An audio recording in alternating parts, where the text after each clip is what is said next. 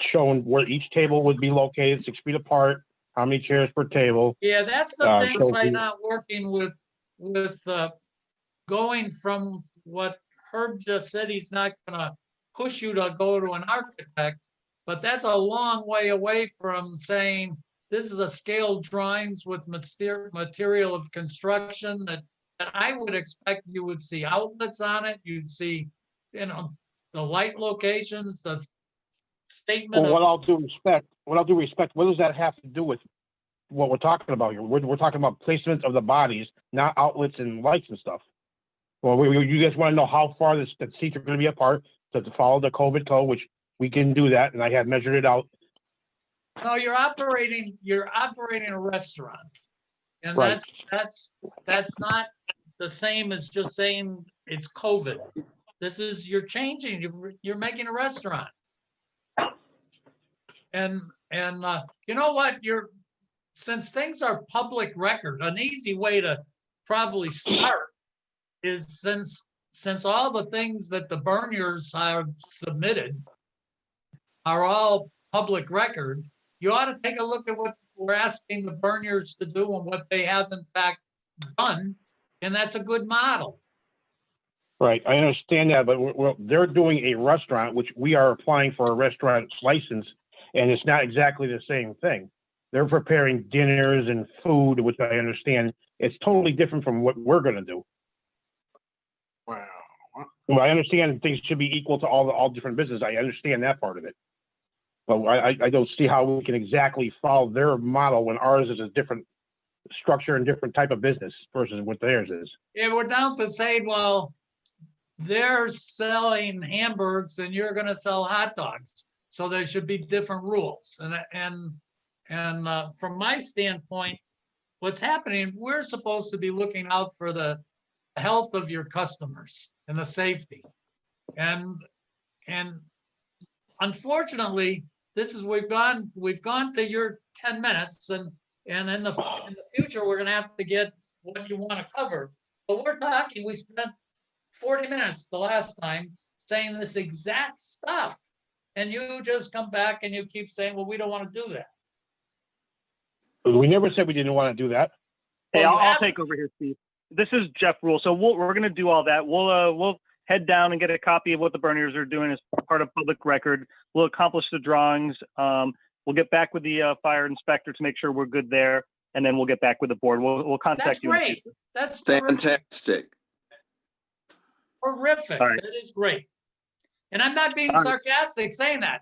I truly believe it. And we're going to be off to the races. We're going to get these two operations running nicely. They're going to be an asset to the town and to you guys. And you're going to make more money by having a great place. Yeah, I appreciate it. We appreciate the help. The Legion appreciates it. And if you don't have anything else for us, we're going to sign off. Okay. Great. Have a good night. Good night. All right. Thank you. So now we've got Andrew Parker. Yes, we do. Good evening, gentlemen. How are you? Hey, Andrew. Colleen, how are you? Sorry. Hi, good, thanks. So I apologize for the late notice for the revised red line plan that went out. I would appreciate any feedback that the board has on that as we move closer to the Thanksgiving break and departure and reentry. But for tonight, I'd spoken to Dick briefly, and I'd like to discuss, if possible, the opening plan and the ventilation plan for the gymnasium and the potential return of some indoor sports. And I'd also like to talk to you about field trips and personal care and personal necessity trips for some of our boarding students who are on campus and are very much in a controlled environment, but are not able to really leave for anything. I'd like, before you go into that, I'll throw something on the table just for a second. I'm going to avoid the gym. That one I think we need to discuss, but I'm just thinking from a board standpoint. I don't think that as long as your students are behaving in accordance with state laws and regulations and guidelines, I don't think the Board of Health should be micromanaging how you bring your 4 children that you're looking at to the mall. Very well. I Oh, appreciate no, that. that's, I'm just laying it on the table. That's for Lee and Herb to jump all over.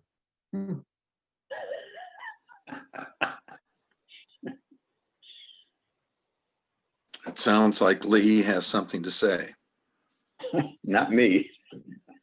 Oh, I totally appreciate the comment. Herb, what do you think about it? Well, I don't intend to micromanage their school. I want their students to be safe. I want their employees to be safe. I want any visitors to be safe. But exactly how they accomplish that, if they do it within the guidelines that have been established, I'm not going to tell them that they can't do that. So Andrew, that's a whole bunch of the things you just asked for. Thank you. If you go and now let's look at the gym, and why don't you gave a proposal, but essentially what you wrote, at least that I read, is that you intend that this particular gym has got fresh air intake and outlet. You intend to open the doors and run exhaust fans. And the gym, according to your ASHRAE certified engineer, is capable of safely supporting 25 occupants. And you are proposing to have the doors open, have the ventilation system running, and not exceed 25 occupants at any point for volleyball and actually and anything, but you are proposing to do volleyball in there and only basically one-on-one kind of basketball until MIAA comes up with new regulations. Is that Two on two. correct? 2-on-2. Or 2-on-2? Well, it's one-on-one, but on either side of the court. So 4 people total, but we'd only have one-on-one on the north side and one-on-one on the south side.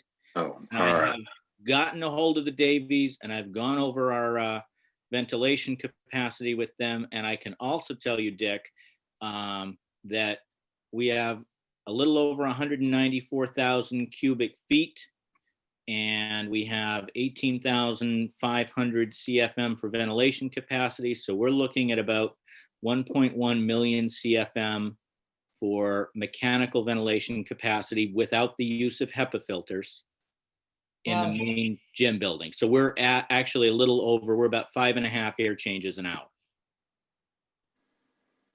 Wow.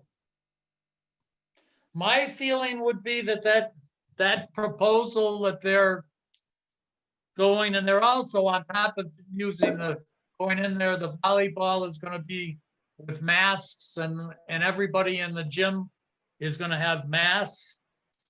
My feeling is it's a modest use with a system that's designed to handle it. Urban Lee, what are you thinking?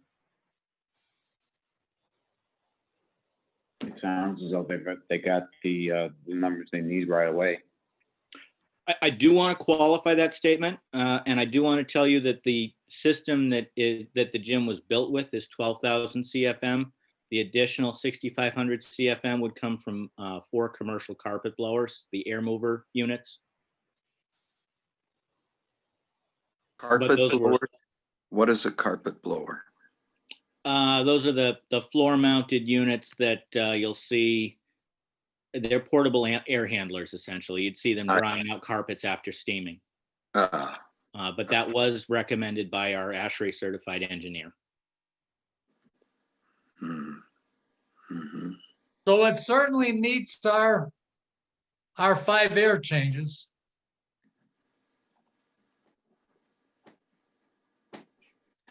It exceeds our 5 air changes. It does. And they're not filling the space up with fans. I mean, I don't mean spectator fans, not floor fans. I think we should just allow the thing as proposed. Can I just ask a question, with those carpet fan type of things? I'm really naive about this whole thing, but how does just that air movement, how does anybody know that it's being replaced? You know, in other words, the movement of the air is exiting the room and there's other air replacing it. You know what I mean? In Rather the than being physical inefficient. world, if it goes up, if it goes out, something goes in. Otherwise, the building collapses. There is a makeup air system, and there's also a hip vent at the roof. Okay, I mean, I'm not saying it's not the real deal. It just sounds too good to be true, too easy to work. You know what I mean? Somebody's got to heat the stuff. That's the problem. That's where you don't get a free ride. That is the problem. Yeah. All right, thank you. How many sites actually get tested when these measurements are made? Where is the measurement made? Typically it would be at your openings, because those are the spots they're the ones that someplace near the fan outlet or near the fan inlet is where you should be doing. They can do it in ducts, but you want to do it where you can actually measure the airflow. Right, and I'm not trying to denigrate the information or the data or what's been done, but I really wonder about sampling airs when you're talking about a giant gym and what's happening in one place may or may not be what's happening in another place within that gym, because we can't sample throughout the structure, throughout the space. So we take a reading and we assume that it is a reading that reflects the entire space, but I wonder whether that's true. I will say it is a clear span space that's got 4 exhaust inlets mounted on a ceiling equidistant from each other. So I would suspect that you are correct in an oddly shaped space, but I'd also suspect that in our situation, we'll have more movement from the outside edges, because that's where the portable carpet fans are going to be located. But I think that with the 12,000 CFM main distribution, that it would be otherwise pretty evenly distributed throughout the gym. And I'm sure Dick can speak better to that than I can. Yeah, without a distribution system, Herb is exactly right. That you can look, though, if you're basically, if you read about what the airplanes are doing, where they're blowing air in the top and sucking air out the bottom, that's what they're attempting to do, is mix that air. And in the gym, if you're blowing fresh air in low, it's obviously going out the roof. And what Herb is saying is, without a stirring system in there, you don't necessarily know it's perfectly mixed.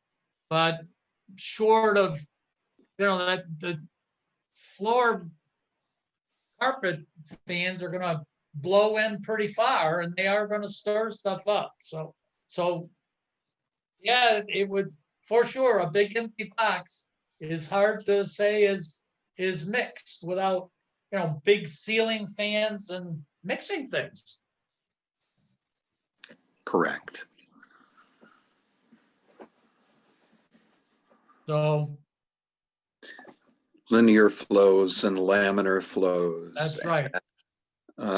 Turbulent flows. I mean, all of these things I'm sure are taking place. And I'm not saying that to be argumentative here, but I think we really are taking a lot of this with a grain of something, a grain of wind, because we can't understand what's happening throughout the whole structure. No, without I think- studying it. I think we ought to let them go ahead. What do you think, Lee? I can support this. Oh, absolutely. Yeah, I'm in favor of going forward. I was just trying to put my head around what seems to be a simplistic yet necessary solution to the problem. But I guess it's no different than the hood range would be in a local restaurant that by Correct. simply turning on that fan, you need to have it on anyway. It solves all your problems. So it's the cheapest, smartest way to do the solution.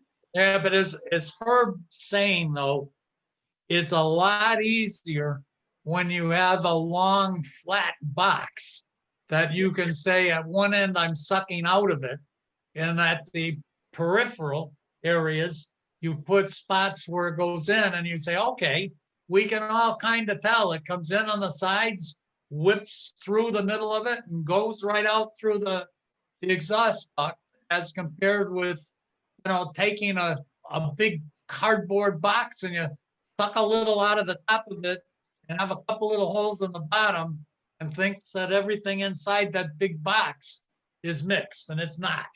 It is absolutely not. So, but anyways, I think you're talking about a pretty small use. You're talking about a 25 people in an airspace, with, and very different than what the high school is dealing with, where they have zero fresh air. And so this is a different thing. And it's probably a much smaller building besides that. Yes. So it looks like we've got that. You've still got, you're going to come back to us. I'm still scared stiff of what's happening at Thanksgiving, but it sounds like, Andrew, that you've got all the things you were trying to get tonight. It looks like you got. Okay. I will update our red line with our internal procedures for tracing and interviews for the return from Thanksgiving, and I will get that out to the board for your consideration. So I guess we are done. Thank you all for your attention. I appreciate it. Okay. Have a good night. You as well.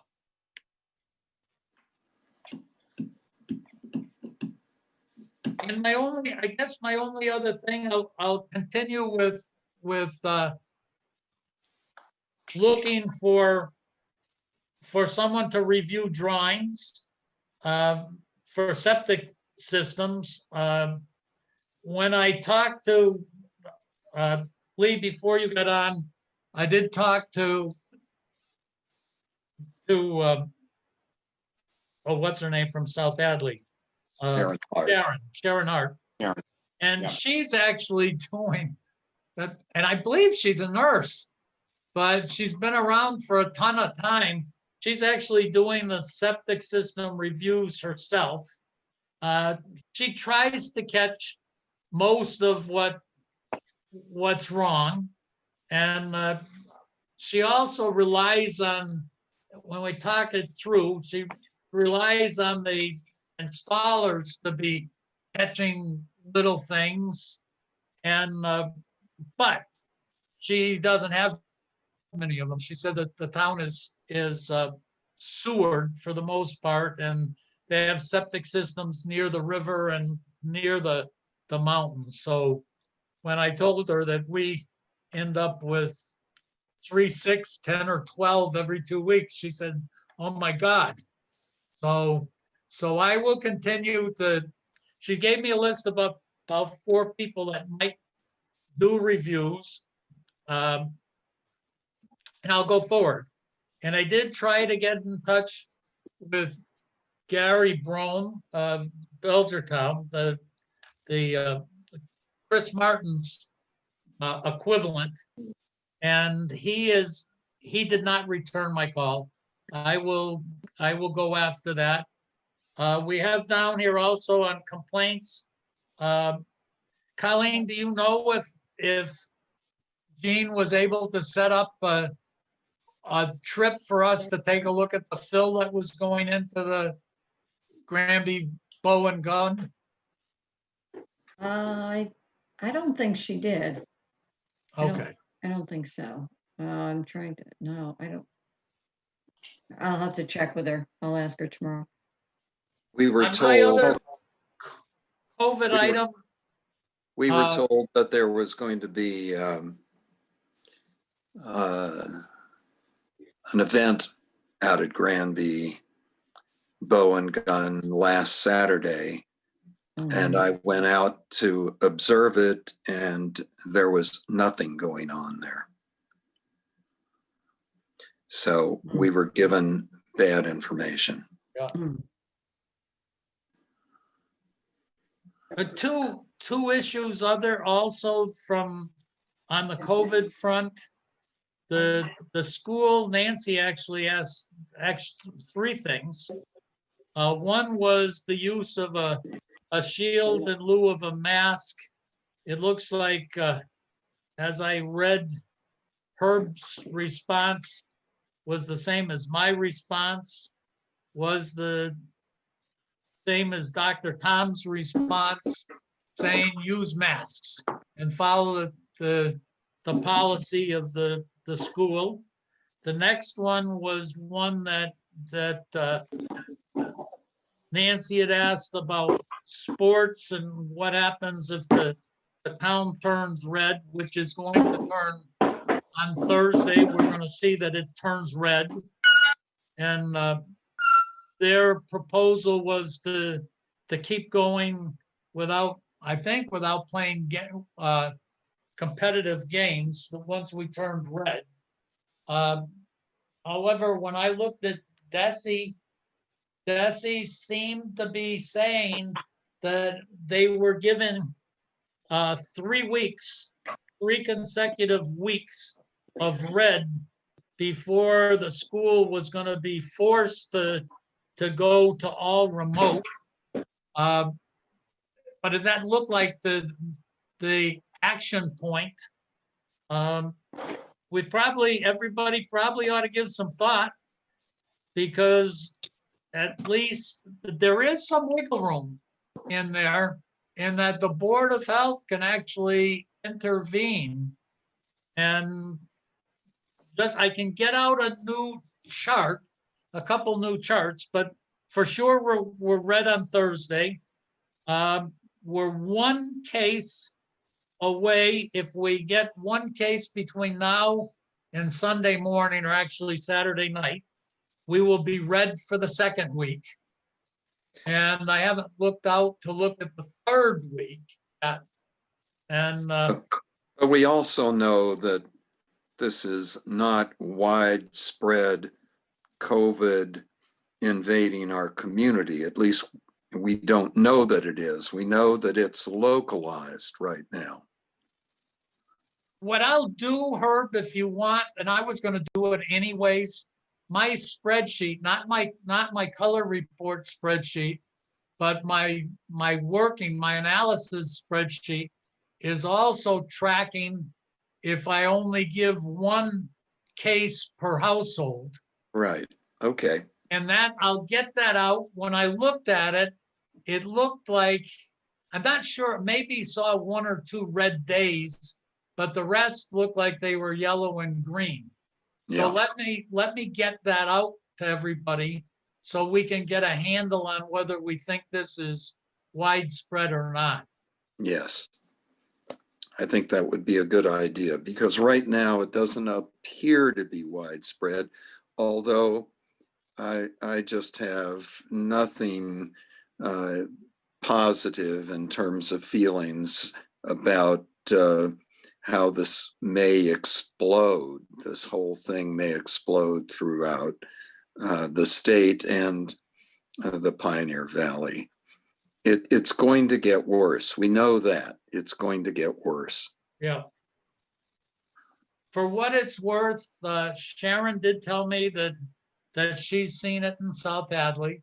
She did tell me also that South Hadley treatment plant is measuring it in the effluent, and they are seeing it go up. And they're seeing what in the effluent? They're seeing the COVID. The COVID is actually a leading indicator, and the COVID in the effluent is leading. Okay. Yeah. And she's seen it goes up, and I've had a sister-in-law that works in the Chicopee treatment plant, and she's hearing from other treatment plants saying that they were observing numbers that were high in the spring and the early summer and dropped way down, and now seeing it climb up dramatically. So regardless of the theories that are saying this is all test related, it's not test related. It's real. Yeah. So I'll get that out, and I will also find out from Chris Martin if we are in fact going to be doing our robo call. I'll go after that tomorrow for Halloween. Yeah. Sounds good. What else do we have? It looks like the end of my list. Well, just a comment that no one asked me for regarding this review of these plans, septic plans. Is this something that you've been doing these things, Dick, for 120 years? Do you want to do them? Can you do them and be hired by the board? I mean, to me, you're the natural fit in this scheme, but I don't know if you have any interest in doing it or et cetera. I don't know that. It's certainly, if you said it's a job that I'm going to take and the board hires me as if it's an inspection, that it probably fits into what we could do. But I think what it's not doing is it's not setting us up, the town up, to be in a position that if I'm not doing it, what does the town do? And I think it probably is our responsibility to at least investigate a system that if it's you and Herb and Colleen that are left, if she comes back and lives in Granby, or whoever, you and Herb and Larry Jones down the street, and say, hey, there's no one that's going to be doing this, but someone has to. And so I think I ought to at least investigate whether there's an out here.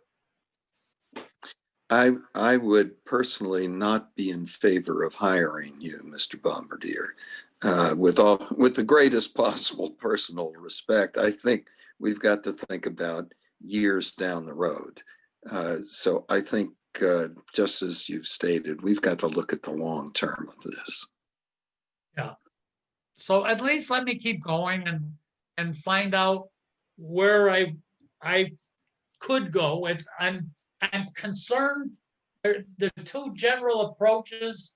It looks like Bobby Sheehan and Sharon came up with the same thing, saying, "Oh, why don't you look at Charlie Kanicki?" And Sharon gave me the name of another retired guy, and I'm not sure that approach does much better than using me until I'm cooked or dead.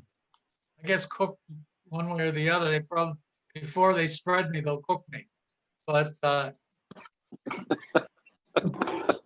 But I would also add, as Lee did, with the greatest possible personal respect, I think you would be as good as any person we could find, if not better, but I still think we ought to find an outside firm that will do this for perhaps the next decade. that's what I'm thinking. It would seem like the most stable way to do it, and I don't know that I could do it.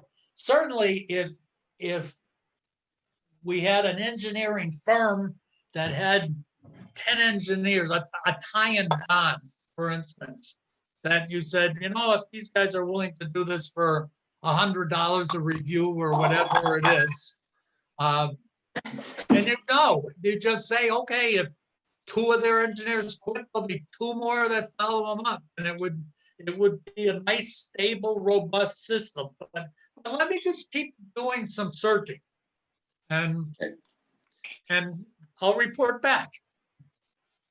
I move we adjourn. I do too. It's I have 8:03, and I have a it's, quick question. see, she's a brand new, and she's already doing what No, that's she Nancy. does. Oh, Sorry, there's it's that Nancy. Allison. Oh, it's Nancy. Not me. So- I was blaming Colleen. Sorry, Not me Nancy. this time. Sorry, I just, Ally's asking clarification. So the kids can practice as long as they're not going to travel or compete right now. Is that correct? I think that's For- what we Yeah. just said. Yes. Okay. We just wanted to clarify because it was confusing that you guys went into the grids and talking about other things. So we just wanted to confirm. Thank you. Wear their masks, try to distance, be sensible. Yes. Okay, they've been Ally, doing a good job.